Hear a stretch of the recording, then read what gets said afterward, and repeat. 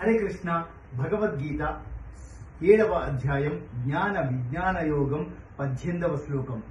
ఉదారా సర్వ ఏవైతే జ్ఞానీ త్వాత్మైవ మే మతం ఆస్థితః సహి యుక్తాత్మా మామేవానుత్తమాం గతిం. ఏతే అంటే ఈ చతుర్విధ భక్తులు అందరూ సమానులే, కానీ జ్ఞాని అయిన వాడు మాత్రమే నన్ను నా సాక్షాత్కారాన్ని పొందుతాడు.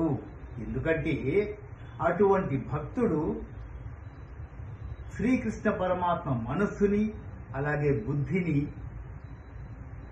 శ్రీకృష్ణ పరమాత్మ యందే నిమగ్నమై ఉంచగలుగుతాడు. అలాంటి భక్తుడే నాకు ప్రీతిపాత్రుడు, అలాంటి భక్తుడే ఏదైనా సాధించగలడు అని శ్రీకృష్ణ పరమాత్మ చెప్తున్నారు. ఎంత గొప్పగా ఉంది చూడండి. అంటే మనం ఇందాక చతుర్విధ భక్తులు 4 విధాల భక్తులు అనుకున్నాం. ఆ 4 విధాల భక్తుల్లో 4వ భాగానికి చెందినవాడు జ్ఞాని భక్తులు. మొదట ఆర్తి భక్తులు, 2 అర్ధార్థి, 3 జిజ్ఞాసు, 4 జ్ఞాని భక్తులు. ఆ 4వ రకానికి లేదా ఆ 4వ విధానానికి చెందడానికి ఈ ముగ్గురు ప్రయత్నం చేస్తూ 4వ దానికి చేరుతారండి.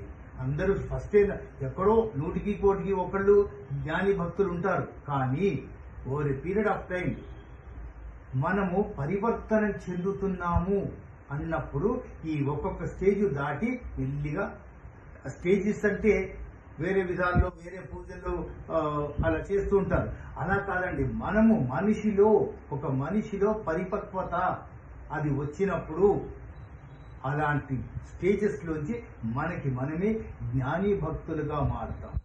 అలా స్టూడెంట్స్ కూడా ఈ రోజు రేపు ఉన్న కాంపిటేటివ్ వరల్డ్ లో నేను ఒక జాబ్ కోసము చేసే ప్రయత్నము ఎలా ఉండాలి అంటే నిష్కామ భక్తుడు ఎలా ఉంటాడో అంత క్లియర్ గా, కరెక్ట్ గా, పర్ఫెక్ట్ గా దాన్ని ప్రాక్టీస్ చేయాలి, షెడ్యూల్ చేసుకోవాలి. ఆ షెడ్యూల్ ప్రకారం ముందుకెళ్తే జాబ్స్ మీ సొంతం.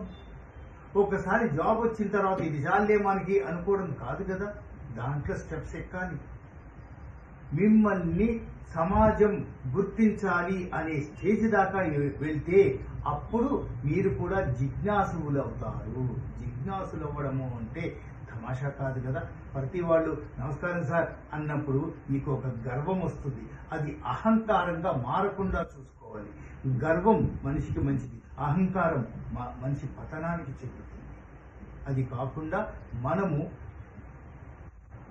ఎదుగుదల అంటే జ్ఞానంతో, అందుకే ఇది జ్ఞాన విజ్ఞాన యోగం.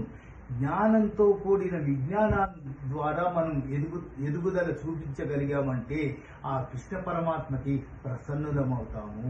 ఆ కృష్ణ పరమాత్మ సాక్షాత్కారాన్ని పొందగలిగే అవకాశం మనకి దక్కుతుంది అని ఆ కృష్ణ పరమాత్మే మనకి చెప్తున్నారు. ఈ శ్లోకాన్ని ఇంకొకసారి చూద్దామా. ఉదారా సర్వ ఏవైతే జ్ఞానీ త్వాత్మైవ మే మతం ఆస్థితః సహి యుక్తాత్మా మామేవానుత్తమాం గతిం. హరే